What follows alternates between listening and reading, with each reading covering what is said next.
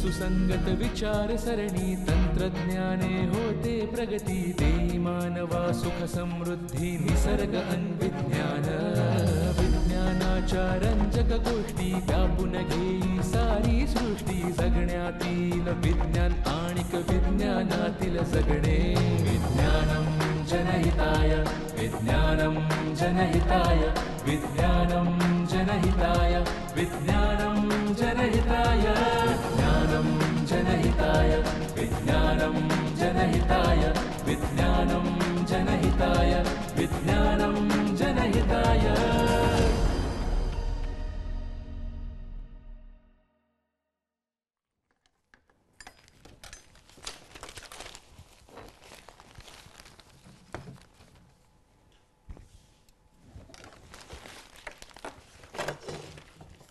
अनुश्री आवरलं की नाही? हो हो हो मला माहिती आहे तुला चहा हवाय. हो उशीर झालाय, चल आवर लवकर. आज एवढी गडबड झाली की पेपर सुद्धा वाचायला वेळ मिळाला नाही. माझा पण पेपर वाचायचं राहून गेलंय. खूप सगळी कामं राहून गेली आहेत खरं तर. एक काय त्या नळाचं पाणी गेलं आणि सगळी गडबड झाली. नशीब आंघोळ तरी आवरली होती, नाहीतर काय खरं नव्हतं. नाहीतर काय, आंघोळीची गोळी घ्यायची. आजकाल ह्या पाण्याची सुद्धा सगळी गंमतच चालू आहे बघ. आणि माहितीये का, म्हणजे एकीकडे हे आपल्याकडे पाणी गेलंय आणि दुसरीकडे पेपरात सगळ्या पाण्याच्याच बातम्या आहेत, अक्षरशः ओथंबून वाहत आहेत. म्हणजे कुठे वादळ आलंय, कुठे पूर आलाय, कुठे थंड हवेच्या ठिकाणी बर्फामध्ये कुठेतरी पाईपलाईन फुटली आहे, सगळ्या पाण्याच्या बातम्या. नाहीतर काय.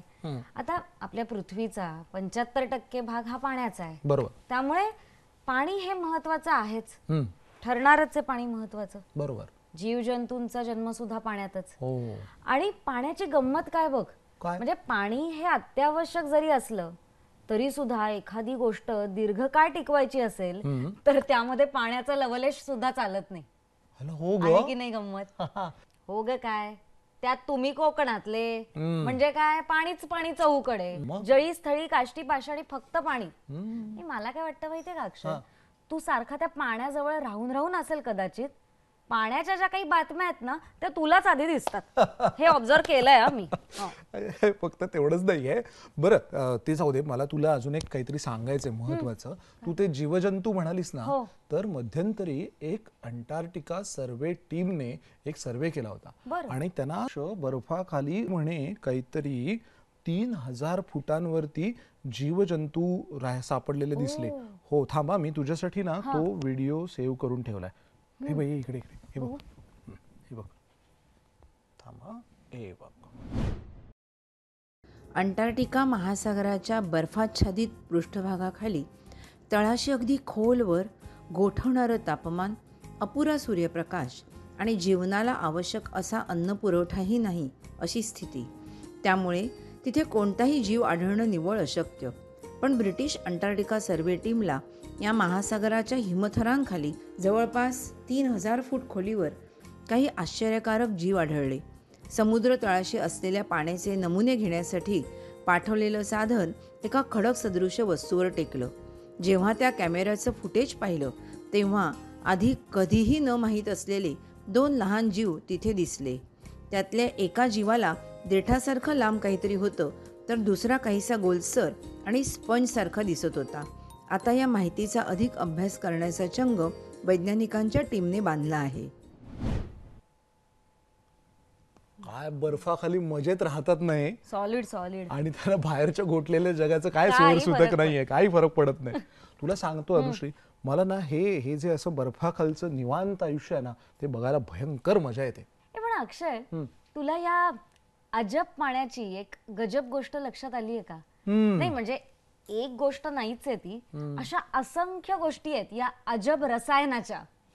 झालं का वैज्ञानिक जागा झाला का तुमच्यातला? नाही रे. अगं काय अजब गजब आणि रसायन काय म्हणतेस? अगं या पाण्याला जीवन आहे नाव, असं म्हटलंय. पाणी पाणी नाहीये, जीवन आहे, जीवन. ते खरंय तुझं म्हणणं. संपूर्ण सृष्टीला जीवन देणारं हे अजब रसायनच आहे. म्हणजे आता तू त्या व्हिडिओत बघितलंस ना की आपल्या पृथ्वीवरची तमाम जीवसृष्टी ही गोठलेली होती, पण त्या बर्फाखाली बघ ना वनस्पती आणि जीवजंतू कसे मस्त मजेत राहत होते ना. म्हणजे काही नाही, नाही, याचा मी विचार केलाय बरं का. तर्कसुसंगत विचारसरणीचा उपयोग करून मी जे काही उत्तर शोधलंय ते असं आहे बोला. की जे पाणी असतं ना हम्म, त्याच्यातलं थोडं पाणी गोठतं बरोबर. आणि त्याचा बर्फ होतो आणि तो वर येऊन मस्त तरंगायला लागतो आणि तो तरंगायला लागला की तो बाहेरची थंडी खालच्या पाण्यापर्यंत पोचूच देत नाही आणि मग खालचं पाणी त्यामुळे कधी गोठतच नाही. काय बरोबर आहे ना माझं लॉजिक? वा वा वा वा. आता माझ्या सहवासात राहून ना अक्षय, तुझं कसं झालंय ना, तू आता त्या कवी विश्वातून हळूहळू बाहेर येतोयस आणि व्यवहाराचा सुद्धा विचार करायला लागलायस ना खरा. मग पण तरी सुद्धा माझा पुढचा प्रश्न जरा तयार आहे. तू ना त्या विक्रम वेताळाच्या गोष्टीतल्या वेताळासारखी असतेस. दरवेळेला नवीन नवीन प्रश्न घेऊन येतेस आणि बसतेस माझ्या मानगुटीवरती. अजिबात नाही. मी उगाच प्रश्न निर्माण करत नाही, मला उत्तरं शोधायची असतात. तू ते त्या बर्फाच्या लादीचं काहीतरी सांगत होतीस ना, ते सांग की मग. हा, हे बघ, एक सोपं उदाहरण देते. कुठलाही पातळ पदार्थ आहे, पातळ पदार्थ. हा, तो घट्ट झाला की काय होतं? दाट होतो तो पदार्थ. पातळ, हो हो. आलं लक्षात? आता तो जर पदार्थ हा, तो पदार्थ त्याच्याच वितळलेल्या स्वरूपात जर टाकला, म्हणजे पातळ मध्ये टाकला, हा हा, तर तो तरंगेल की बुडेल? काय वाटतं? बुडेल. म्हणजे कसं आहे हे बघ, मला ना आठवतं आम्ही गावी होतो ना तेव्हा आम्ही मेणाची खेळणी तयार करायचो. तर तेव्हा आम्ही काय करायचो, असं मेण घ्यायचो आणि मग त्याच्यातलं जे घट्ट मेण असायचं ना ते त्या वितळलेल्या म्हणजे पातळ मेण म्हणतेस ना तू, त्याच्या तळाशी जायचं. बरोबर. हा. मग आता इसी बात पे आपण एक प्रयोग करून बघूया का? ए नाही नाही, हा प्रयोग नाही, नको. नाही, नाही हे बघ, एकतर आपण गावी नाही आहोत आणि आता इथे आपल्याकडे मेणही नाहीये, त्यामुळे प्रयोग बियोग नको. अरे गावाचा आणि मेणाचा काय संबंध आहे? मग? आपल्याकडे मेण नसलं तरी बटर आहे ना, बटर घेऊन प्रयोग करूया. चल चल चल. नाही नाही, थांब चल, थांब चल, थांब. चल. नाही थांब थांब, आयडिया चांगली आहे, बटर घेऊन प्रयोग करायची आयडिया चांगली आहे, सो बेटर आयडिया. पण मग मला तू नंतर टोस्टवरती आपलं बटर लावून देणार की नाही? मला मस्का लावू नकोस हं. चल आधी प्रयोग अरे करू.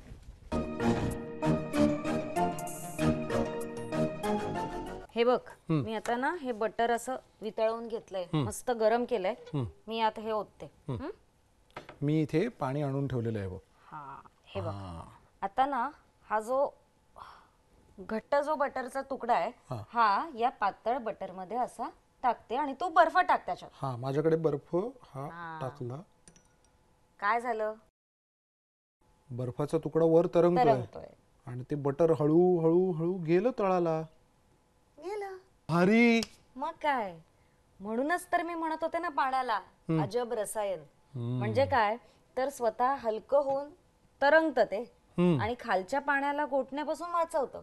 म्हणजे जे इतर पदार्थ असतात ना तर ते कसे गोठले की आक्रसतात, पण पाणी मात्र आक्रसत नाही, मग? तर ते पसरतात रे. सिंपल.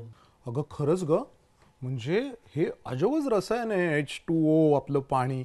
आणि तू म्हणतेस की पाणी थंड होताना पसरतं. हो, कसं काय? म्हणजे हे मला एकदा तपासून बघायला पाहिजे. बघ की मग. हा, म्हणजे काय आहे, माझे बाबा मला शेती करताना, ते शेती करायचे ना, ते नेहमी म्हणायचे की कुठलाही प्रयोग आपण स्वतः करून बघायला पाहिजे, त्याच्याशिवाय विश्वास ठेवून चालणार नाही. त्यामुळे माझा तुझ्यावर विश्वास नाही. मी हे पाणी थंड होताना कसं पसरतं ते मी प्रत्यक्ष करून बघणार. तो ग्लास दे मला, पाणी दे. हा, काय करतोय? बघ मी आता काय करतो. हे मी तसं नाही नाही नाही नाही पूर्ण भरणार. ऐक नाही नाही नाही नाही काठोकाठ. अरे ऐक, एवढं काठोकाठ भरतात का? एवढं जर काठोकाठ भरलं तर ते पसरेल आणि बाहेर नाही का येणार या बाउल मधून. मग आता काय करू? आता काय, एवढ्या मोठ्या जर घेराच्या बाउल मध्ये तू पाणी टाकलंस तर तुला ते पातळी वाढतीये नाही वाढते ते काही कळणार नाही. ते जर समजायचं असेल पाणी पसरतंय का, तर ते तुझ्या छोट्या छोट्या त्या बॉटल्स आहेत ना होमिओपॅथी गोळ्यांच्या, हा, त्याच्यात बघूया आपण करू. Good idea. मी बाटल्या घेऊन येतो. इकडे. हा, माझ्याकडे आता ह्या मी 2 बाटल्या आणल्या. आता मी ह्या बाउल मधलं पाणी ह्याच्यात ओततो. सावकाश, मला डबल काम करू नकोस. हा, नाही नाही थांब, मी बाटलीच बुडवतो ना मस्तपैकी. काही कर, सांडवू नको. नाही सांडवत. माझी कामं वाढवू नकोस रे बाबा. नाही वाढवत. हे बघ, एवढं भरू का कमी करू? बस बस, बरोबर. नाही, थोडं कमी करतो, प्रसरण पावणार ना ते. हा, हे एक झाली मुलगा बाटली परीक्षेत पास झाला बरं का. एकदम. आता ही दुसरी बाटली. आता थांबा. हा बघा बरोबर एकदम बरोबर. हा. समसमान. समसमान. आता ह्या दोन्ही बाटल्या मी नेऊन ठेवतो फ्रीजर मध्ये. दोन्ही नाही रे. हा एकच ठेवायचं नाही. हा ती ठेवली फ्रीजर मध्ये, पण त्याला बर्फ व्हायला खूप वेळ लागणार. हा तोपर्यंत तू काय कर, तू तुझं जलपुराण सुरू ठेव आणि मला एक मस्त कविता सुचलीये ती जाऊन मी लिहितो. अरे अरे अरे हा मग माझं पुराण कोण ऐकणार? मीच ऐकणार बाईसाहेब, पण मी तुमचं पुराण ऐकलं तर नंतर माझी कविता मात्र ऐकायच्या. झालं. ऐक ना, मला एक सांग, तू आता म्हणालास ना बर्फ व्हायला वेळ लागणार, हा. असं का बरं म्हणालास? असं का म्हणालो म्हणजे अनुभव आहे माझा तसा. म्हणजे हे बघ तुला सांगतो, पाणी थंड व्हायला भरपूर वेळ लागतो आणि तसंच ते गरम व्हायला सुद्धा खूप वेळ लागतो. तुला ना मी माझ्या एका लहानपणातली आठवण सांगतो. म्हणजे तेव्हा जेव्हा मी वेंगुर्ल्याला होतो ना तेव्हाची आठवण आहे माझ्या लहानपणीची. झालं. म्हणजे माझं विज्ञान पुराण आणि तुझं गाव पुराण नेहमी एकमेकांना पुरून उरतं. एक्झॅक्टली. हा तर अनु ऐक ना, मला अनुभव म्हणजे काय आहे, लहानपणी ना आम्ही आंघोळीसाठी गरम पाण्यासाठी बंब पेटवायचो आणि भरपूर वेळ झगडलं की मग थोड्या वेळानंतर गरम पाणी मिळायचं. पण तू हे विसरलास का काय? की एकदा का पाणी तापवलं की ते गरमच राहतं, गार व्हायला खूप वेळ लागतो. अगं हो, भरपूर वेळ गरम पाणी मिळायचं. आणि त्याहून तुला गंमत माहितीये का, आमच्या वेंगुर्ल्याच्या समुद्राच्या पाण्याची गंमत सांगतो उन्हाळ्यातली. ते ना संध्याकाळी असं बराच वेळ गरम असायचं, अशी मजा यायची. पण महाशय तुम्ही हे विसरलात का की सकाळी उन्हावर आली, वाळूचे चटके पायाला लागले तरी समुद्राच्या पाण्यात असा थंडावा असतो, हो की नाही? काय अनुश्री मॅडम अमेरिकेत कॉलेजमध्ये शिकायला जात होता का सकाळी उठून समुद्रावर भटकायला जात होता? हे रे कसलं काय, माझ्या कॉलेज जवळ काही समुद्र नव्हता, नाहीतर नक्कीच तिकडेच गेले असते. मग तुला कसं हे माहिती सगळं? अरे पण माहिती असतं ना आपल्याला. म्हणजे पाणी सावकाश तापतं याचं कारण असं की पाण्यात उष्मा धरून ठेवण्याची क्षमता जास्त असते आणि म्हणून ते सावकाश थंड होतं. हा म्हणजे उष्मा धरून ठेवतं म्हणून ते सावकाश तापतं. हो, म्हणूनच ही अजब पाण्याची आणखीन एक करामत, आणि म्हणूनच मी अजब रसायन म्हटलं. नाही पण हा पाण्याचा गुण म्हणूया ना, यात कसली आली आहे करामत? पाण्याच्या ना प्रचंड उष्णता धारण करण्याच्या क्षमतेमुळेच तर पाण्याची वाफ व्हायला वेळ लागतो ना. हो ग, मग संपून गेलं असतं पाणी. खरंच आहे की. आणि तीच गत बर्फाची सुद्धा. म्हणजे बर्फाला वितळण्यासाठी खूप उष्णता लागते, नाहीतर. हो खरंच ग अनुश्री.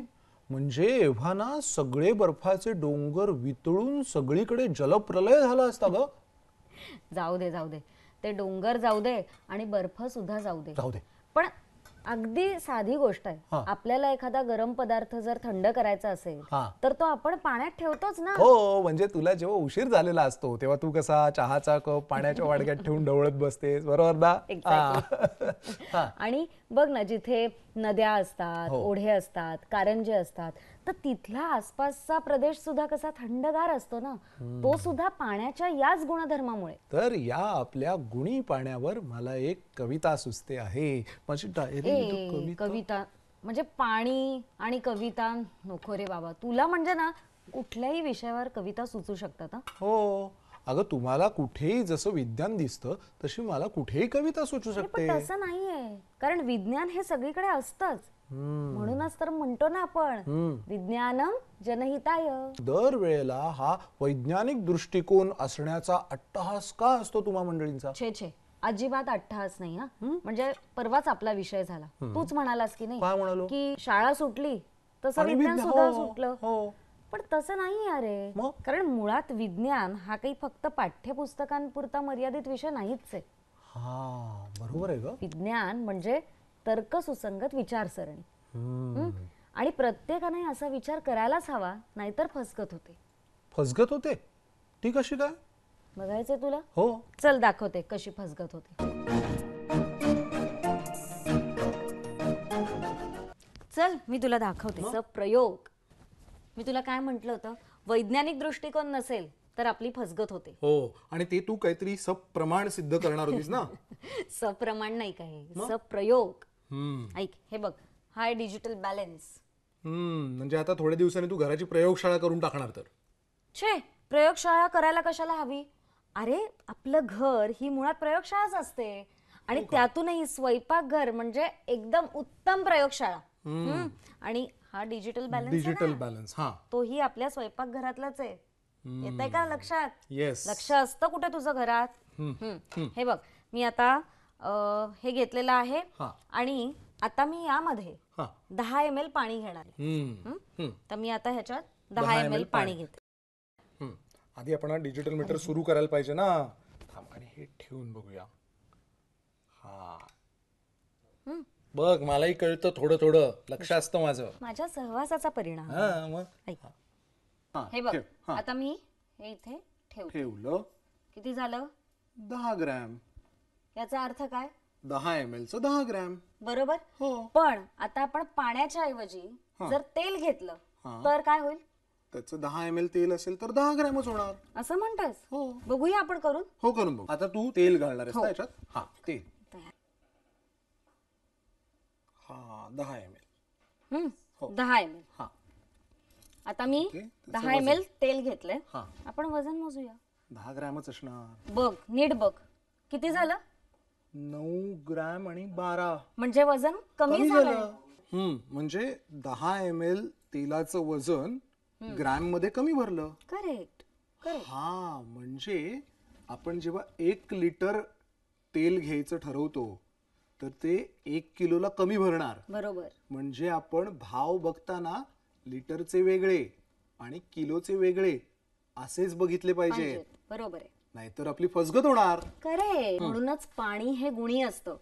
कारण पाण्याचंच वजन हे 1 लिटरला बरोबर 1 किलो असतं. बाकी इतर कुठल्याही द्रव पदार्थांचं तसं नसतं. बरोबर. आता मला तुझे सगळे मुद्दे कळलेले आहेत, प्रयोगही कळलेले आहेत. आता माझी कविता. नाही, आता काय? आपण ते मगाशी पाणी ठेवलं होतं ना फ्रीज. हा, त्या 2 बाटल्या घेऊन काय झालं बघूया. हे घे, हे बघ. हा, याच्यात बर्फ आहे. थांब, याच्या बरोबर ना मी ती दुसरी बाटली ठेवली होती. हा, मोज बघू आता. बघ, मग आपण प्रत्यक्षच बघूया. हे बर्फवालं पाणी, म्हणजे बर्फ झालाय ते प्रसरण पावलंय की पाणी. बरोबर. म्हणजे वाढलंय. जादूच आहे. विज्ञाननिष्ठ दृष्टिकोन. आणि हे कमी आहे, हे जास्त आहे. हा, हे बघ. मग आता याच्यावरून काय शिकायचं? की पाण्याचा जेव्हा बर्फ होतो तेव्हा ते प्रसरण पावतं. बरोबर. येस. ओके, आज मी पाण्याचे 2 गुणधर्म शिकलो. एवढं मला विज्ञान खूप झालं. आता मी चाललो कविता. अरे आता कविता. ऐक रे. तर अनुबाई, तुमचे सगळे पाण्याचे प्रयोग मी नीट बघितलेले आहेत. आता माझा टर्न.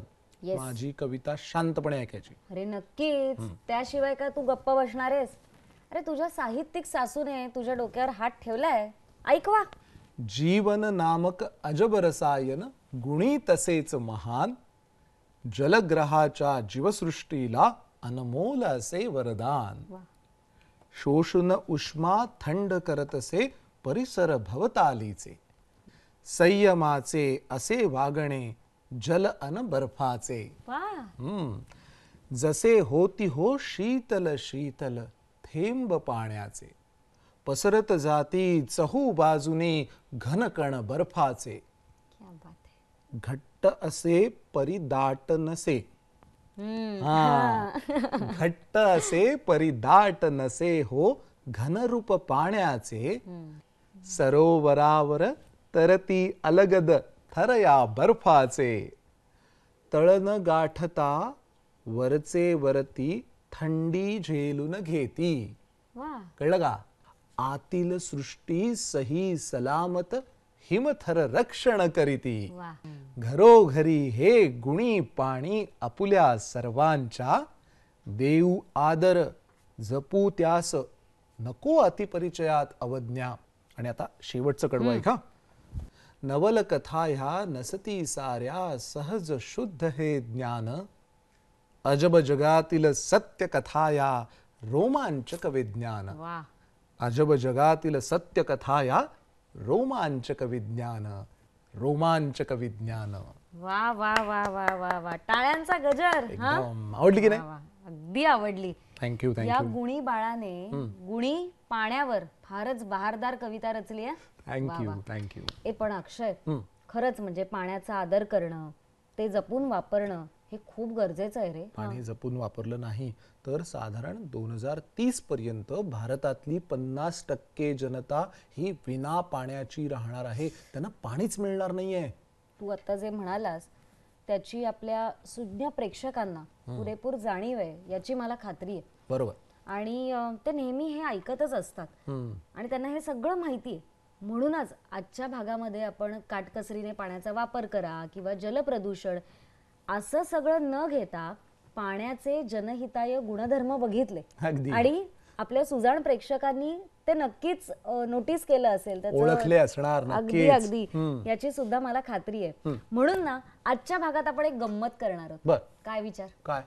आजच्या भागात ना आपण प्रेक्षकांना काही प्रश्न विचारणार आहोत, पण प्रेक्षकांनी त्याचं टेन्शन घेण्याची अजिबात गरज नाहीये, कारण आजच्या भागातल्या प्रश्नांची उत्तरं आज आपणच देणार आहोत. बेश. पण पुढच्या भागापासून ही उत्तरं तुम्हाला द्यायची आहेत बरं का, की कोल्ड्रिंकच्या बाटल्या काठोकाठ का भरत नाहीत? सोपं आहे अगं. कोल्ड्रिंक म्हणजे रंगीत पाणीच, आणि ते थंड केलं की प्रसरण पावणार, आणि ते जर प्रसरण पावलं आणि काठोकाठ जर बाटली भरलेली असेल तर ती बाटली फुटणार नाही का? वा वा वा. Yes. चला 100 पैकी 100 गुण. मला सांग, दुपारी 12च्या सुमारास समुद्रावरची वाळू, आमचा वेंगुर्ल्याचा समुद्र, म्हणजे सगळ्याच समुद्रावरची वाळू बरं का, तर ती जी वाळू असते त्यात चालताना पाय भाजतात, चटके बसतात. पण त्याच वेळेला जर समुद्राच्या पाण्यात गेलं तर मात्र पाणी गरम लागत नाही. असं का? सोपं आहे. कसं काय? कारण वाळू पटकन तापते आणि पटकन थंड होते, पण पाणी सावकाश तापतं आणि सावकाश थंड होतं. अशी आपण चर्चा केलीच. म्हणून येस. आणि तिसरा प्रश्न मी कारंजा असलेल्या बागेतली हवा थंड असते, तर असं का? चल सांग. सोपं आहे अगं.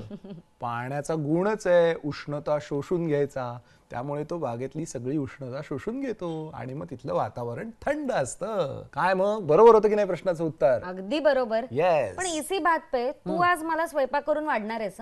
हे डील आहे. काय मग, मी जातो आता स्वयंपाक घरात प्रयोग करायला, आणि आम्ही येणार आहोत पुढच्या वेळी तुम्हाला भेटायला असे छान छान प्रयोग घेऊन आपल्या या कार्यक्रमामध्ये, ज्याचं नाव आहे विज्ञानम जनहिताय.